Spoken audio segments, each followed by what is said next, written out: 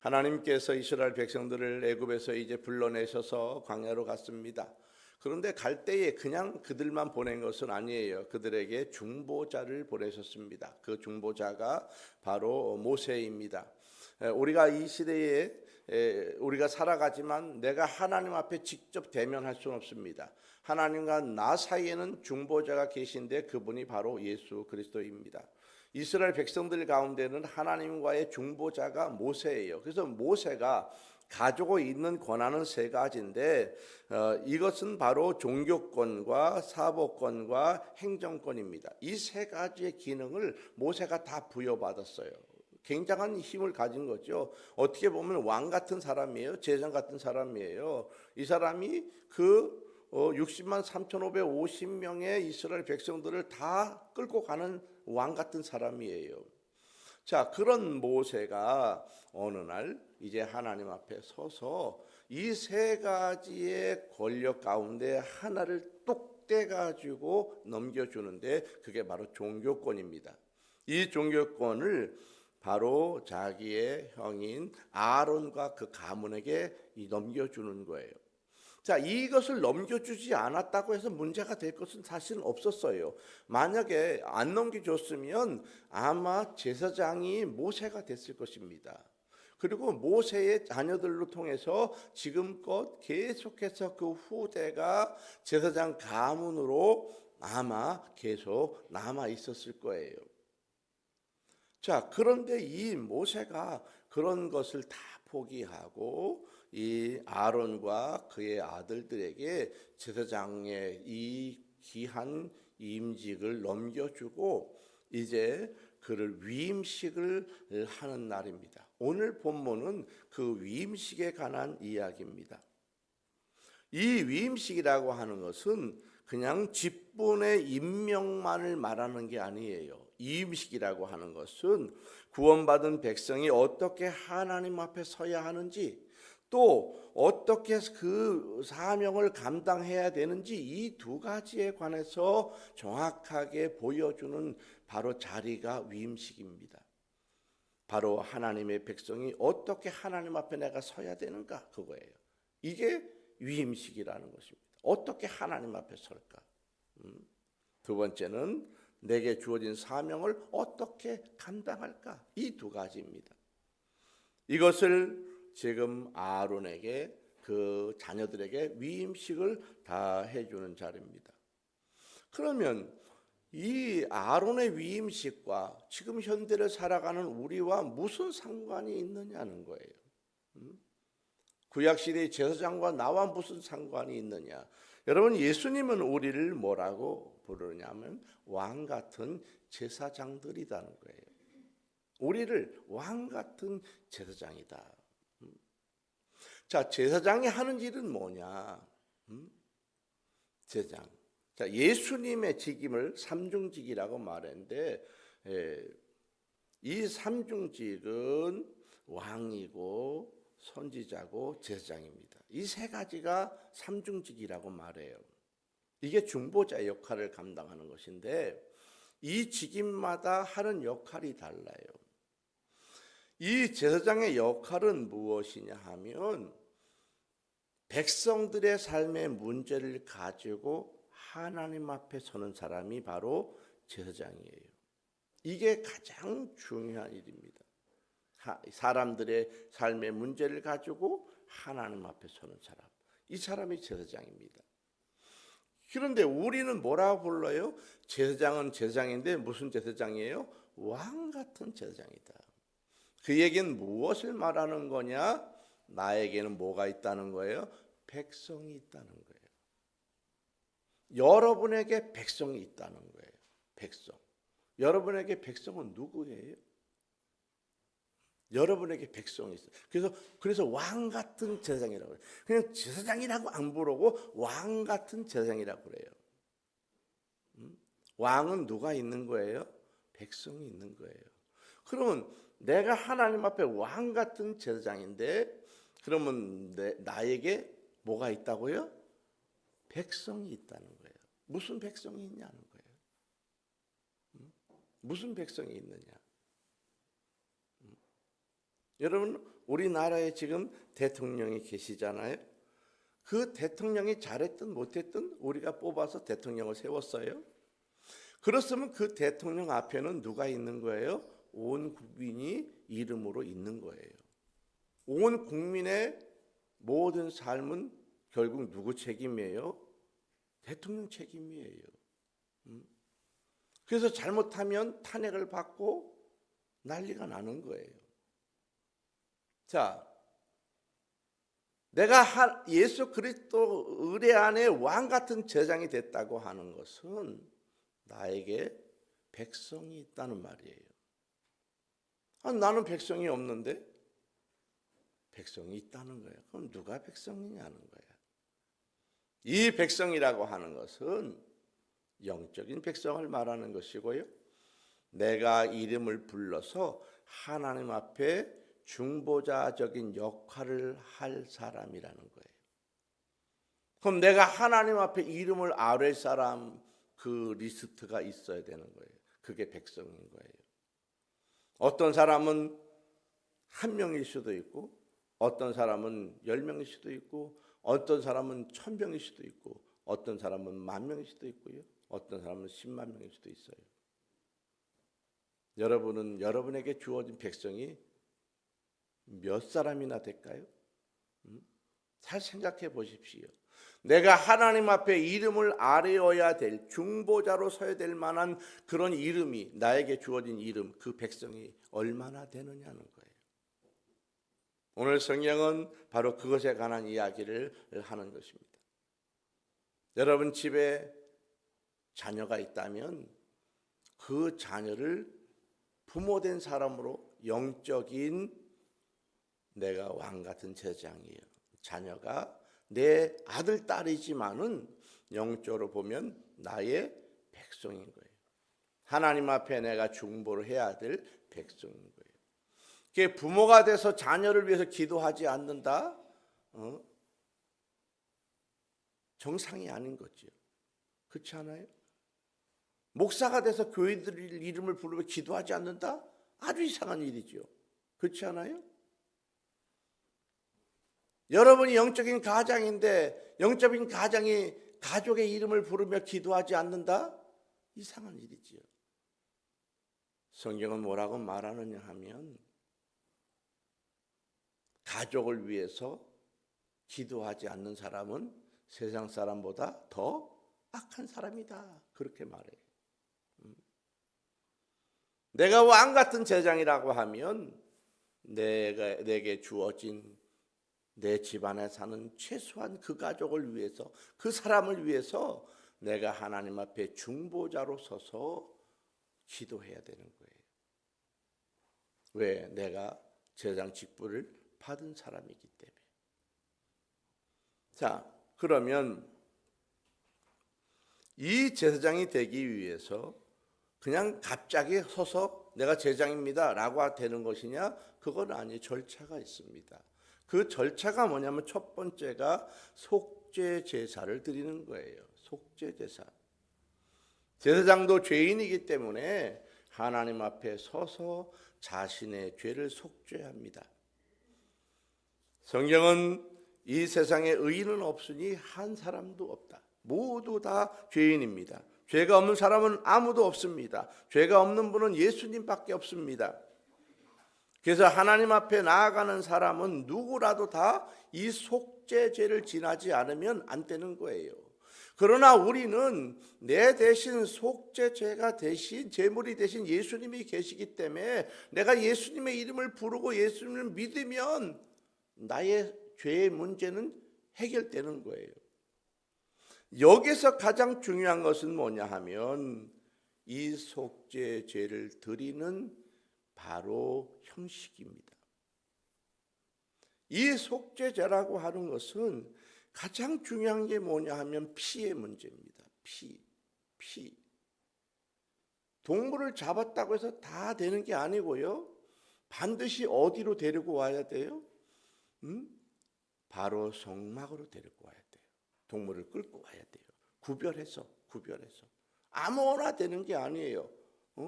온전한 소, 온전한 염소, 온전한 양을 끌고 와서 그것을 가지고 드리는, 특별히 제사장은 소를 드려야 돼요. 왜? 급이 다르기 때문에. 왕도 소를 드려야 돼요. 그래서 솔로몬이 1,000번의 제사를 드릴 때 1,000마리의 소를 드리는 거예요. 굉장한 일이지요. 제사장도 급이 다르기 때문에 소를 드린다고. 소를 가지고 드리는데, 이거를 드릴 때에 과정이 그렇습니다. 동물을 이제 목을 탁 따서 피를 받아요. 그리고 나서 배를 가른 다음에 가죽을 벗깁니다. 가죽. 보통 가죽은 태우지 않아요. 어떤 짐승인지 가죽은 태우지 않아요. 가죽은 다 벗깁니다. 벗겨서 몸뚱이를 갈라내고 배를 갈라요. 그리고 여기에 보면 내장이 있어요. 내장에서 간과 콩팥과 요 가운데 붙은 그 장기들을 보면 하얀 꺼풀들이 이렇게 쌓여 있어요. 여러분이 이 배를 안 갈라봐서 모르지요. 하얀 꺼풀이 있어요. 그걸 벗겨내라. 그리고 벗겨낼 때 거기에 붙은 노란 기름이 있어요. 그 기름들을 같이 떼내라. 그거예요. 그리고 그걸 떼서 누구에게 주느냐? 제사장에게 주는 거예요. 여기다 주는 거예요. 그럼 제사장이 그걸 받아가지고 어디로 가냐 하면 번제단으로 가서 그걸 올려놓는 거예요. 그리고 거기에서 그곳에 이제 불을 떼서 태워서 드리고, 그럼 나머지 그건 어떻게 하느냐? 그 전체 소는 어떻게 하냐? 그것은 진 밖에 가져가서 태우라 그랬어요. 왜냐하면 성막 안에서 그 소를 한 마리 태우려면 이게 뭐 보통 일이 아니에요. 보통 일이 아니에요.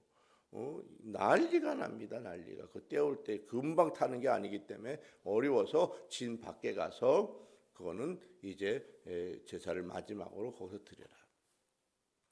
자, 이것은 바로 예수 그리스도의 구원과 관련이 있습니다. 예수님께서 심판을 받으실 때에 빌라도의 법정에 먼저 불려가요. 법정에 가서 취조를 받고 매를 맞고 갖은 수벌을 당합니다. 그럼 거기서 끝났느냐? 그게 아니에요.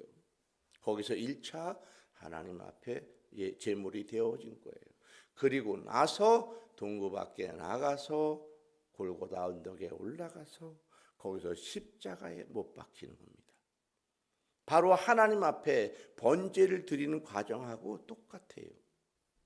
이것이 그래서 이 제사장이 되는 과정과 예수님이 어린 양이 돼서 제물이 되는 과정이 똑같은 과정을 이제 거치게 됩니다. 그렇게 해서 하나님 앞에 이제 제사를 드림으로 말미암아 이제 제사장이 되는 것입니다. 이 제사장이 되는 과정에 제일 중요한 것은 바로 자신의 죄를 하나님 앞에 고하고 용서받는 거예요.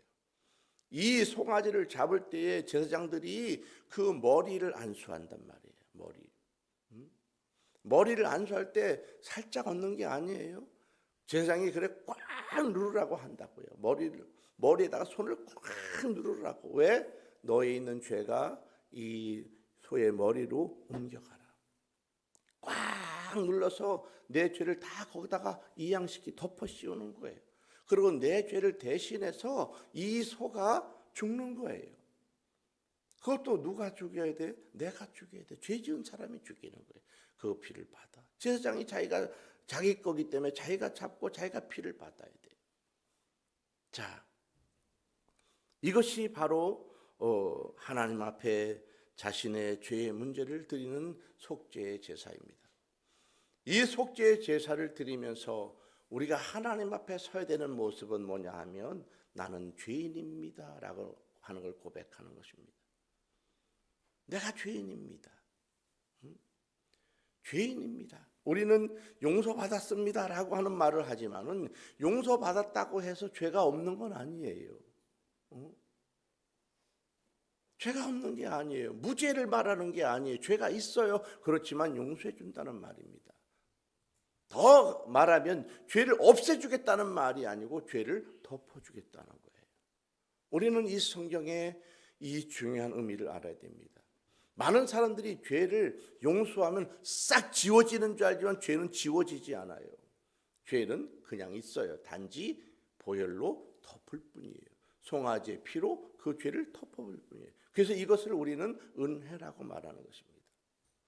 그래서 내가 하나님 앞에 나오는 것을 배반하고 세상으로 나가버리면 내게 덮었던 피가 희색되고 다시 드러나는 거예요. 그래서 죄인이 되는 거예요. 여러분, 죄는 없어지지 않아요. 사람들이 간혹 이단이 그런 사람이 있습니다. 한번 용서받은 죄는 없어진다고. 여러분, 그렇지 않아요. 그렇지 않아요. 없어지지 않아요. 내가 하나님 앞에 나왔으면 내 죄가 완전히 없어지는 줄 알지만 없어지는 죄는 하나도 없습니다. 다 있어요. 그래서 우리는 하나님 앞에 섰을 때에 언제나 조심해야 돼요. 부끄러운 줄 알아야 돼요. 왜? 내 죄가 언제나 드러날 수 있기 때문에 그래요. 그래서 우리는 항상 사람 앞에 서든 하나님 앞에 서든 늘 겸손해야 되는 거예요. 왜? 나는 죄인이기 때문에. 마지막 사람이 죽을 때에 의인이 돼서 죽는 게 아니에요. 죄인이 돼서 죽는 거예요. 죄인으로 하늘에 가는 거예요. 단지 하늘나라에 내가 갔을 때 죄인으로 가지만 이 죄를 예수님의 보혈로 나를 덮어줬기 때문에 하나님이 내 죄를 파헤치지 않고 보혈을 보시고 네 죄 때문에 예수님이 죽었구나. 그래, 네가 그걸 믿었구나. 그러니 나도 너가 죄가 없다고 그냥 인정해 줄게 라고 말하는 거예요. 그래서 그거를 예수님의 의를 내가 전가받았다라고 말하는 거예요. 내가 의인이 되는 게 아니에요. 예수님의 의로움을 전가받아서 내가 쓰고 있는 거예요. 나를 벗겨내면 내 죄가 드러나지만은 예수님의 보혈로 나를 덮으셔서 내 안에는 그리스도의 모습이 드러나는 것입니다. 그래서 우리는 세상에 어디에 가도 여러분 함부로 말하고 함부로 잘난 체하고 남의 죄를 지적하고 남의 허물을 파내고 그렇게 살면 안 되는 거예요. 우리는 세상에 빚은 고사하고 적어도 내가 남의 치부를 드러내지 않도록 해야 돼요. 왜? 내가 죄인이기 때문에. 이것이 번제를 드리는 사람의 마음입니다. 번제를 드리는 사람은 언제나 하나님 앞에 겸손히 서는 거예요. 왜? 내가 죄인이기 때문에.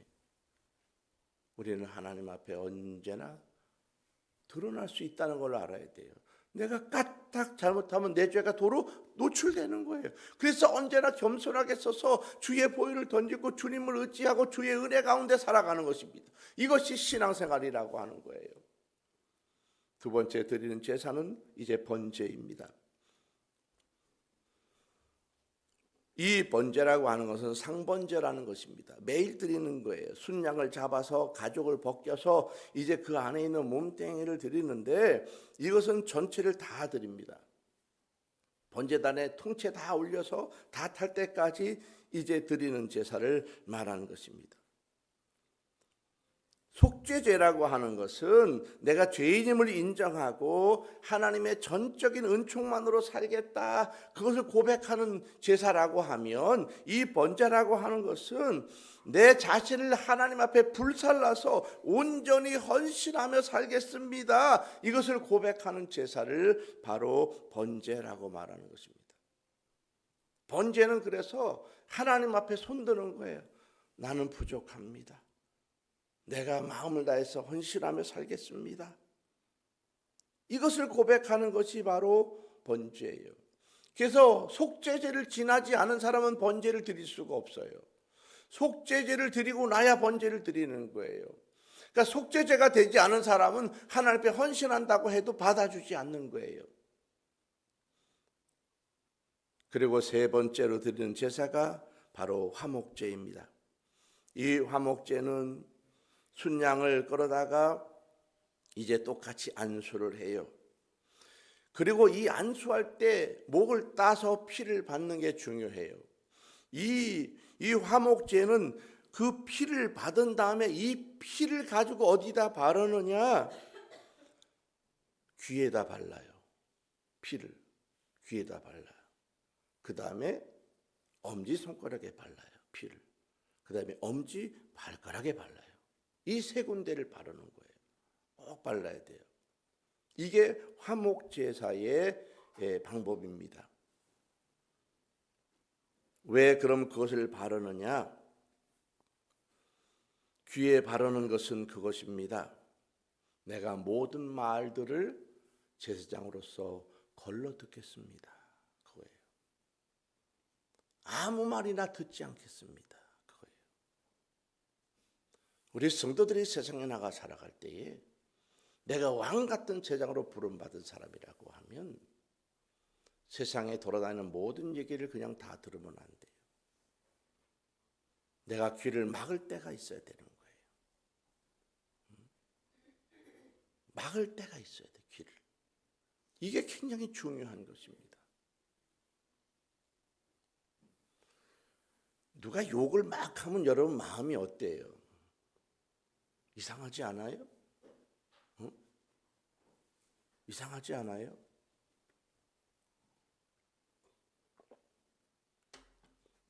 욕을 싫어하는 이유가 뭔지 아세요? 왜 욕을 싫어하느냐, 사람들은. 욕이라고 하는 것은 그 의도가 뭐냐 하면 저주를 퍼붓는 거예요. 그게 욕입니다. 목사님들에게 제일 큰 욕이 뭔지 알아요? 목사님들에게 제일 큰 욕을 한다고 하는 게 뭐냐면 성령 없이 목회하세요. 이 말이 제일 큰 그 욕이래요. 목사님들에게는. 우리는 세상에서 각종 희한한 욕들을 막 들으며 살아요. 그런데 우리는 왕 같은 제장으로 살아가면서 때로는 세상의 이야기를 내가 듣지 말아야 될 게 있다는 거예요. 걸러 들어야 되는 거예요. 모든 사람이 하는 얘기를 다 들을 필요가 없어요. 걸러 들어야 돼요. 내가 닫을 건 닫아야 돼요. 지울 건 지워야 돼요. 이쪽으로 들었다 흘릴 건 흘려야 되는 것입니다. 이게 귀에다 피를 발랐다고 하는 거예요. 자, 그 다음에 어디에 이제 피를 바르느냐? 바로 손가락에, 엄지손가락에 피를 바릅니다.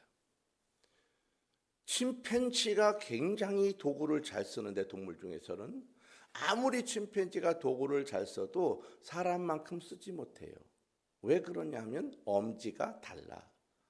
엄지가 달라요. 엄지손가락이 침팬지하고 사람하고는 완전히 달라요. 아무리 이 원숭이가 대단하게 손가락이 비슷해도 엄지가 정확히 다르기 때문에 안 돼.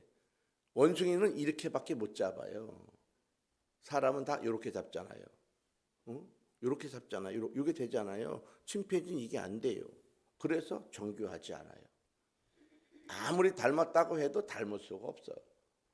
그러면 이 엄지손가락에 피를 발랐다고 하는 것은 무엇을 말하는 거냐? 내가 아무거나 접촉하지 않겠다는 거예요. 내가 아무거나 만지지 않겠다는 거예요. 내가 하나님 앞에서 성결하게 살겠다는 것입니다. 그러면 발에 발랐다는 건, 엄지발가락에 발랐다는 건 뭐냐? 이 엄지발가락을 여러분 중요하게 생각해야 되는데, 여러분 엄지발가락을 다치면 안 됩니다. 큰일 나는 거예요. 엄지발가락이 만약에 이렇게 잘라졌다, 그러면 이 사람은 반드시 절어요. 못 뛰어가요. 이 사람은 뛰어가지 못해요. 걸어갈 때 절어요. 반드시 절어요. 표시가 안 나게 살짝 잘라졌는데도 반드시 절어요. 왜 그러냐 하면 이 엄지발가락의 엄지발톱 위에, 여기에 뭐가 있냐면 방향키가 들어있어. 사람에게는 여기에 엄지발가락 바로 요 발톱 바로 위에 방향키가 있어요. 그래서 엄지발가락이 향하는 쪽으로 몸은 가게 돼 있어요. 몸은 이렇게 틀어도 엄지발가락이 이쪽 보면 이쪽으로 가는 거예요. 몸을 틀었다고 이리 가는 게 아니에요. 엄지발가락이 틀어져야만 반드시 갑니다. 여러분 오늘 해보세요. 이렇게 하고 가보세요. 가지나. 엄지발가락이 향한 쪽으로 몸은 가는 거예요. 그래서 이것은 무엇을 말하느냐? 네가 가야 할 곳과 가지 말아야 할 곳이 있다는 거예요. 있다는 거예요. 우리 성도들은 들어야 될 것이 있고 들으면 안 될 때 갈 것이 있고, 만지면 될 게 있고 만지면 안 될 것이 있고, 가면 될 것이 있고 가면 안 될 것이 있다는 것입니다. 이것이 화목제라고 하는 것입니다. 이 화목제물은 함께 나누어 먹을 수 있는 유일한 제사예요. 그래서 하나님께 드리고 하나님과 나누어 먹어요. 사람과 나누어 먹어요. 이 화목제물은 몽땅 드리는 게 아니에요. 그것만 싹 드리고 나머지는 다 모여서 구워 먹어요. 맛있게 구워 먹는 거 다 먹으면 되는 거예요. 이것이 화목제물입니다. 우리 성도들이 살아가면서 내가 귀로 듣는 것과 또 일과 손으로 하는 모든 것 속에서 내가 해야 할 것이 있고 하면 안 될 것이 있고 귀로 들으면 되는 것이 있고 들으면 안 되는 것들이 있다고 하는 것입니다. 이것은 여러분이 조금 더 깊이 생각하면 여러분의 가정의 자녀들에게 내가 해서 될 말이 있고 하면 안 되는 말이 있다는 거예요. 또 우리 아이들도 들으면 되는 말이 있고 들으면 안 되는 말이 있다는 거예요. 그래서 아이들 데리고 함부로 가면 안 돼요. 예전에 보니까요, 미친 엄마가 있어요. 미친 엄마가. 이 미친 엄마는 뭐냐면 아기가 어린데 친구 만난다고 호프집에 아기를 데리고 가는 거예요. 거기 앉혀놓고 아기가 어리니까 앉혀놓고 친구들 만나서 팍 하고 있는 거예요. 미친 엄마, 미친 엄마. 그 아기가 정상으로 자라겠느냐고. 어떻게 되겠어요? 결국 이혼했어요. 못 살게. 아기가 다 망가져. 왜 그러냐 물어봤더니 아기가 어느 날 와서 맨날 이거 들고 이거 하자 그래. 짠 맨날 아빠가 오면 이거 하자 그랬다는 거예요. 애가. 얘가 왜 이러나. 나중에 봤더니 엄마가 맨날 친구들 만나서 그걸 데리고 갖고 짠 하는 이걸 하는 얘가 이거 본 거야. 얘가 집에 와가지고 아빠만 오면 이걸 들고서 짠 하자고 막 이런다는 거예요. 너무 놀란 거예요. 여러분, 우리는 갈 곳이 있고 가면 안 될 곳이 있어요. 내가 만지면 될 게 만지면 안 되겠어요. 말하면 되는 게 있고 말하면 안 되는 게 있는 거예요. 이것이 바로 화목제물이라는 거예요. 화목제물은 뭐예요? 너도 좋고 나도 좋아야 되는 거예요. 하나님도 좋고 나도 좋아야 되는 거예요. 이게 화목제물이에요. 화목을 위해서 내가 할 말이 있고 하면 안 되는 말인 거예요. 내가 손대는 것이 손을 대야 되는 게 있고 손을 대면 안 되는 게 있는 거예요. 발로 가면 되는 것이 있고 하면 안 되는 게 있어요. 행동이라는 거예요. 행동도 할 수 있는 게 있고 하면 안 되는 게 있다는 거예요. 왜? 화목을 위해서. 이것이 화목제물이라는 것입니다. 내가 하나님 앞에 왕 같은 제장으로 섰다고 하면 내가 하나님 앞에서 가족을 위해서, 교회를 위해서, 또 다른 사람을 위해서 화목한 직임을 받은 제사장이기 때문에 할 말, 들을 말, 행할 거 이런 것들이 다 할 거 아는 것이 있다는 거예요. 이걸 구별할 줄 아는 사람이 바로 제사장이라는 것입니다. 네 번째로 드린 제사는 바로 소제를 말합니다. 이 소제라고 하는 것은 가루로 드리는 거예요. 이 소제를 드릴 때는 요제라고 하는 방법을 쓰게 됩니다. 이 요제라고 하는 것은 어떤 뜻이냐면 흔든다 하는 거예요. 흔들어. 그래서 이 요제를 드릴 때는 집에서 사람들이 하나님 앞에 너무 이것이 감사해서 이제 이 가루를 가져오는데 그냥 갖고 오는 게 어떤 사람은 부침개를 만들어서 부침개 하나가 이 후레이팬 만하다고요. 그 드리는 양이 있기 때문에 부침개를 붙여서 갖고 오거나 떡을 빚어서 갖고 오거나 또 아니면 과자를 만들어서 구워서 튀겨 갖고 오거나 이렇게 종류별로 갖고 와요. 그런데 갖고 올 때에 어느 정도 양이 있어야 돼. 조금 갖고 오는 게 아니라 어느 정도 갖고 오는 양이 있어요. 그럼 가지고 오면 제사장은 거기에서 한 개나 이렇게 샘플을 취해서 그걸 가지고 제사장이 바구니에 들고서 들어. 이렇게 들고서 어떻게 해요? 흔들어. 어떻게 흔들었을까? 이렇게 흔들었을까? 어떻게 흔들면 좋겠어요? 제사장 옷을 입고 틀림없이 아마 앞뒤로 흔들었을 거라고 돌리면서 이렇게 이것을 요제라고 말하는 거예요. 이렇게 흔들진 않았을 거 아니에요. 이게 흔들 때 이렇게 흔든다. 이렇게 요제. 하나님 보십시오. 받으십시오. 이 사람이 갖고 왔습니다. 이게 제사를 지내주는 거예요. 그 사람의 이름으로. 그리고 이제 내려서 아래까지 와서 하나님 드립니다. 드립니다. 이렇게. 그리고 그때 이 번제단 앞에서 하는 거예요. 번제단 앞에서. 그 연기 앞에서 이렇게 흔들어서 이제 드리고 나면 거기 있는 그 흔든 그 곡식을 그 부침개 떡 이런 걸 꺼내서 그 불 앞에다 놔서 불을 태워서 하나님 앞에 제사를 드리는 것이 바로 이 소제이고 이건 요제의 방법이라고 하는 것입니다. 자, 이 소제를 드리고 나서 나머지 드리지 않은 것들이 남아 있어요. 부침개 여러 개, 또 과자 여러 개, 또 떡 여러 개는 어떻게 하느냐? 그거는 그날 당번 제사장들이 먹는 거예요. 가족에 가서 자기의 양식이 되는 것입니다. 자, 이것은 무엇을 말하는 거냐? 바로 하나님의 일을 감당하는 제사장들에게 바로 성도들이 주는 이 생활을 말하는 거예요. 그래서 목사님들은 이 교회에서 주어지는 것 갖고 살아가야 돼요. 이게 정상이에요. 그런데 지금은 교회들이 다 어려워서 목사를 책임을 교회가 지지 못하니까 이중직을 허용했어요. 그래서 가서 자기 직업을 가질 수 있어요. 몇 년 전까지만 해도 이중직을 허용하지 않았어요. 근데 이제 한 2, 3년 됐어요. 이중직을 이 총회에서 허락한 지가. 그래서 목사라도 내가 뭐 학교 교수를 하든지 또 어떤 뭐 가서 어떤 직업을 있든지 이중직을 해도 이제 괜찮게끔 돼요. 그 전에 이중직을 하면 파지시켰다고요. 목사가 하나님 것만 먹고 살아야지 그렇게 되느냐. 여러분, 사실은 더 좋은 건 무엇입니까? 교회가 할 수 있으면 이 목사님을 책임져야 돼요. 그분이 목회를 충분히 할 수 있도록 이렇게 책임지는 것이 바로 이 소재에 관한 이야기입니다. 그럼 목사님들은 교회에서 나오는 것으로 먹고 사는 것을 기뻐해야 돼요. 근데 그거 살면서도 저기 더 좋은 거 사는데 이렇게 침 흘리고 더 많은 교회로 이리 갔다 저리 갔다. 여러분, 철새 같은 목회자들이 요즘 얼마나 많은지 몰라요. 너무 많아요. 어느 교회는 얼마 준다더라. 어느 교회는 얼마 준다더라. 리스트를 가지고 서로 이야기하면서 거기 비면 빨리 말해 내가 가게. 이런 16세기 여러분 이 교회 개혁을 했던 마틴 루터나 쯔빙클리나 칼빈이나 이런 분들이 왜 교회 개혁을 한 것입니까? 바로 그런 것입니다. 여러분, 우리가 하나님 앞에 서서 우리는 하나님의 은혜 가운데 살아가는 것을 자꾸 훈련해야 되고 그것을 고백해야 되는 것입니다. 우리는 물질로 살아가는 것이 아니라 하나님의 은혜로 살아가는 거예요. 드리는 분도 감사와 은혜로 드려야 되고 받는 분도 감사와 은혜로 받아야 하는 것입니다. 자, 그 다음에 우리가 제사장을 씻겨야 돼요. 씻기고서 거룩한 옷을 이제 입힙니다.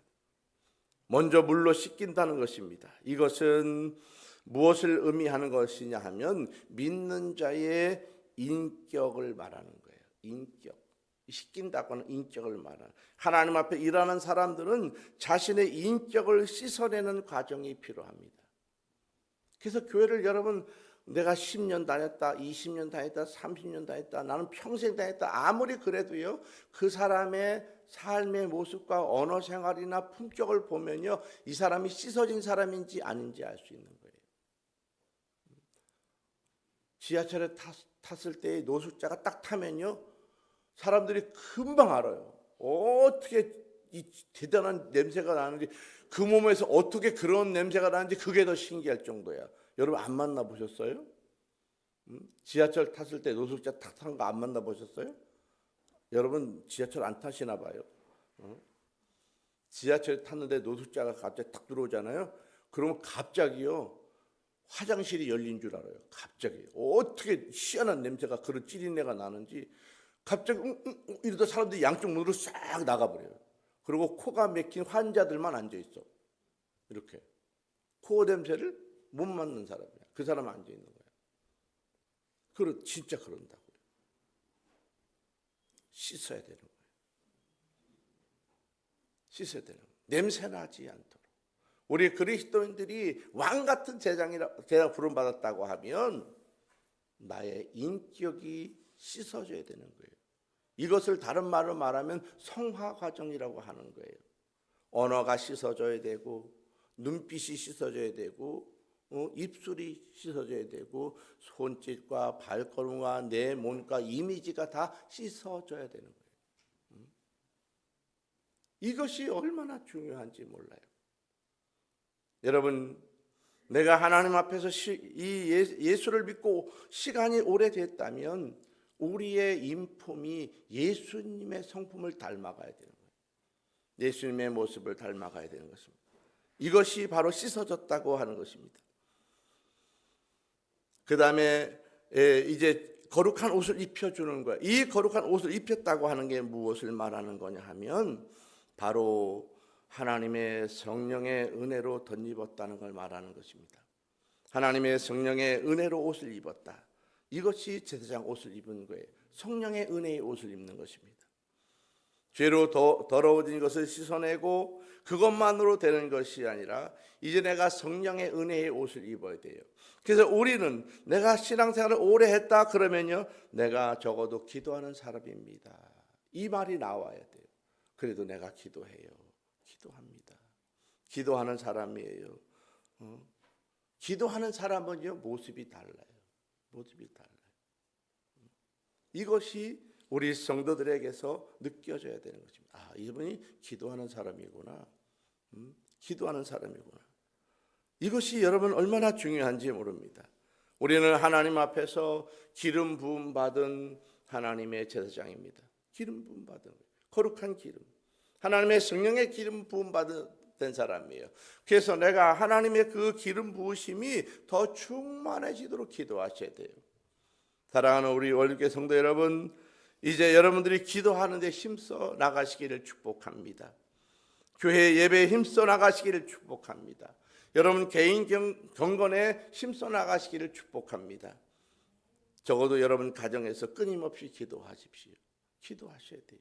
기도하는 게 너무 중요해요. 얼마나 기도하는 게 중요한지 몰라요. 기도가 어렵지 않아요. 그냥 앉으면 기도하는 거예요. 계속 깨면 또 기도하는 거예요. 자꾸 너무 일찍 일어났다. 시간 나 어떡하지? 아니 그냥 가만히 기도하면 돼요. 제가 그저께인가 제가 목욕탕을 이제 갔어요. 목욕탕 가서 목욕을 이제 하다가 제가 가는 목욕탕은 이 바닥에 돌 바닥이 따뜻한 데가 조금 이렇게 만들어 놨어요.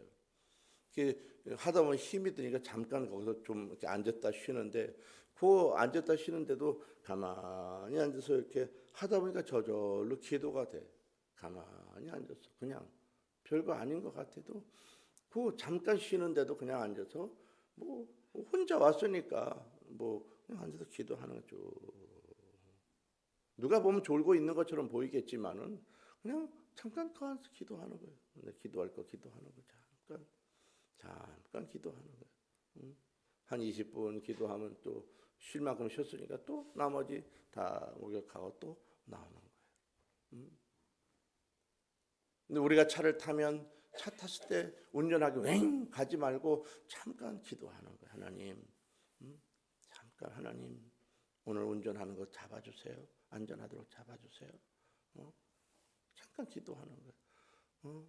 또 가다가 이제 얼마큼 운전하고 왔으면 잠깐 내리기 전에 하나님 감사합니다. 안전하게 오게 해서 감사합니다. 잠깐 기도하는 거예요. 내가 어떤 일을 진행할 때 잠깐 기도하는 거예요. 이러한 기도의 습관들이 내 안에 들어가야 되는 거예요. 제가 예전에 신학교 다닐 때요, 어떻게 경건한 분을 만났는데 이 경건한 분은 그 집안이 그런가 봐. 그런가 봐. 물 한 잔을 떠다 놓고도 기도해. 하나님,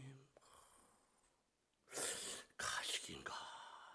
나는 그런 걸 한 번도 해보질 않아가지고, 나는 맨날 집에서 뚝딱뚝딱 제사 드리는 것만 많이 봐가지고, 그런 걸 생전 경험을 못했는데, 이야, 신학교를 가니까 그런 분이 있는 거예요. 물 한 잔, 그거 맹물인데, 뭐 우유라면 또 이해가 되겠어. 맹물 떠놓고 넣고, 주여, 주여. 보기에도 막, 진짜 기도하나 막 그런 생각이 들 정도로 그 경건해. 근데 늘 그래 이 사람은. 그 마음이 그래 이 사람은. 그 가문이 그런가 봐. 저는 따라 하려고 해봤는데 잘 안 되더라고. 나는 그게 역시 가문이 중요한 것 같아. 가문이 중요한데 쉽지 않아. 예수 믿은 지 벌써 50년이 다 돼가는데도 이 기도 습관이 잘 안 되는 거예요. 쉽지 않아요. 그런데 여러분, 무슨 방법이 있는 게 아니에요. 내가 수시로 기도하겠다고 작정하면 되는 거예요. 내가 죄를 지었냐 안 지었냐 이런 거 중요한 게 아니에요. 누구나 죄인이기 때문에 죄 지을 수 있어요. 잘못할 수 있어요. 허물 있을 수 있어요. 그런데 우리 주님은 이 죄인아 한 번도 그렇게 말하지 않아요. 죄가 있으면 어때요? 원래 죄인이기 때문에 죄가 있는 거예요. 그거 중요하지 않아요. 죄를 지었더라도 우리는 하나님 앞에 서서 기도하는 훈련을 해야 되는 거예요. 소통이 중요한 거예요. 화목하는 거예요. 하나님 앞에 기도하셔야 합니다. 소통하셔야 합니다. 가족을 놓고 기도하고, 교회를 놓고 기도하고, 나 자신을 놓고도 기도하고. 제가 작년 1년 동안요, 이쪽 왼쪽 어깨가 엄청 아파가지고 굉장히 고생을 했어요. 그래서 하나님이 날마다 고쳐주는데 낫겠지. 제가 이렇게 들지 못했어. 이렇게 들면 여기까지 들면 이 소리가 나는 거예요. 이게 희한하게. 제가 몸이 원래 안 아픈데 이상하게 이 팔이 그렇게 아픈 거예요. 오십견이라고 아니 이 오십견 같지 않은데 여기 한번 다 나았는데 이 다시 왜 아프지? 근데 놀라운 걸 발견했어요. 여기 뼈가 이렇게 올라온 거예요. 뼈가 이렇게 올라왔어요. 제가 엄청 고민했어요. 뼈가 올라온 건지 살이 올라온 건지. 옛날에 보니까 암이 그렇게 올라오던데 암이 됐나? 기쁘다. 이제 죽을 때가 됐나 보다. 그랬더니 뼈가 올라온 거야. 그래서 내가 물어봤지, 정원 가서. 이게 왜 이러냐? 그랬더니 자기도 모른대. 의사가 모르면 어떻게 하겠어? 할 수 없는 거지. 그래서 제가 어느 날 이렇게 보면서 하나님이 또 고쳐줘야 될 것 같은데요. 그리고 어느 날 봤더니 뼈가 살금살금 가라앉기 시작하더라고. 줄어들어. 이게 산같이 올라왔던 게 가라앉아. 살금살금 가라앉아. 그리고 이제 안 아파졌어. 이게 되잖아, 이렇게. 이게 원래 이만큼 올리고 그랬었는데 이제 괜찮아졌어. 이게 괜찮아졌어요. 기도하다 보면요, 내가 알게 모르게 하나님께서 만져주시는 거예요. 그래서 끊임없이 내가 하나님께 매달리고 기도하고 끊임없이 내 삶을 말하는 거예요. 멀리 가실 때 그냥 후딱 가지 마세요. 안 믿는 남편 운전할 때 옆에서 기도하세요. 그냥 같이 동달라 가지 마시고요. 내가 그 책임지는 거예요. 속으로 말해. 당신은 죽어도 되지만 난 죽으면 안 돼. 그리고 내가 기도하는 거예요. 그래야 같이 안전하는 거예요. 아멘. 여러분 가정에 내가 책임자예요. 우리 집을 위해서 내가 기도해야 되는 거예요. 다 망해도 좋지만 우리는 망하면 안 돼. 하나님 우리 가정 지켜주세요. 우리 애들 하나님 다 공부 못해도 되는데 우리 애들 공부 잘해야 돼. 지혜 주세요. 이게 기도 생활이라는 거예요. 다 길이 막히게 되지만 우리 애들은 길이 열려야 돼요. 하나님 열어주세요. 손 잡아주세요. 이렇게 생활 습관적으로 하나님을 붙잡고 의지하는 것. 이게 왕 같은 제사장이라는 거예요. 왕 같은 제사장은 내가 하나님 앞에 그 이름을 끌어안고 이야기할 수 있는 사람이에요. 여러분에게 그런 사람이 있는 거예요. 여러분 직장 가셨습니까? 그러면 그 직장에 이름을 붙드세요. 가정에 식구가 있으면 식구의 이름을 다 끌어안으세요. 제사장에게 제일 중요한 건 뭐냐면 재물이라는 것입니다. 여기다가 올려주는 거예요. 재물을 여기다 올려주면 그 피 묻은 걸 가지고 자기가 올리는 거예요. 자기가 올리는 그걸 불을 떼는 거예요. 여러분의 손에 이름이 있어야 되는 거예요. 내가 이름을 붙들고 기도할 그때 피 비린내가 나는 거라고. 기도할 때 힘이 든단 말이에요. 그게 냄새나고 힘든 거예요. 그 사람의 문제가 내 가슴에 들어온단 말이에요. 귀찮고 힘든단 말이에요. 그래도 여러분 그 붙잡고 기도하는 거예요. 목사가 왜 힘들어요? 교인들이 어렵다고 할 때 그 문제 갖고 기도하지라고 어려운 거예요. 마음속에 말은 못해도 그러는 거예요. 누구 이렇다는데 하나님 어떻게 합니까? 우리 애들 어떻게 합니까? 그것이 힘들다는데 어떻게 합니까? 하나님 그거 지금 어떻게 해야 되는데 어떻게 합니까? 이런 거 일일이 매일매일 기도하다 보니까 힘이 드는 거예요. 그게 뭐냐면 제사장이 번제를 드릴 때 화목제를 드릴 때 여기다가 제사장 손에다가 그 제물에 피 묻은 거를 다 붙여서 얹어줘요. 계속 얹어. 하루 종일 냄새가 날 거 아니에요? 얼마나 힘들겠냐. 비비는 날 얼마나 힘들겠냐고. 그러면서 거기다 올려놓고 또 기도하고 또 올려놓고 제사 드리고 하는 것이 제사장이라는 거예요. 여러분이 여러분 가족의 이름을 손에다 올려놓고 품고서 그 이름을 하나님 앞에 올리는 것, 이것이 바로 왕 같은 제사장이 할 일이라는 것입니다. 하나님, 내가 이 사람입니다. 내가 사업을 경영하면 그 사업장에 있는 사람 이름을 다 손에다 올려놓고 기도하는 거예요. 가족이 있으면 그 가족의 이름을 다 부르고 기도하는 거예요. 제가 그러잖아요. 교회가 메모더 같은 교회는 사실은 좋은 교회가 아니라고. 교회가 큰 일도 하지만은 이 담임 목사가 그 이름을 다 불렀어. 통치해야 돼. 우리 교인들 몽땅 축복해야 돼. 이렇게밖에 못 하는 거예요. 이름을 어떻게 다 기도하겠냐고. 쉽지 않은 일이죠. 제일 좋은 것은 그래서 담임 목사가 이름을 기억할 수 있는 숫자 그 정도까지만이, 내가 기도할 수 있는 양 그 정도까지가 사실은 제일 좋은 교회라는 것입니다. 여러분 기도하십시오. 그래야 여러분에게 특별한 역사가 있습니다. 오늘 기도하기로 마음속에 다짐하고 나기를 주의 이름으로 축복합니다.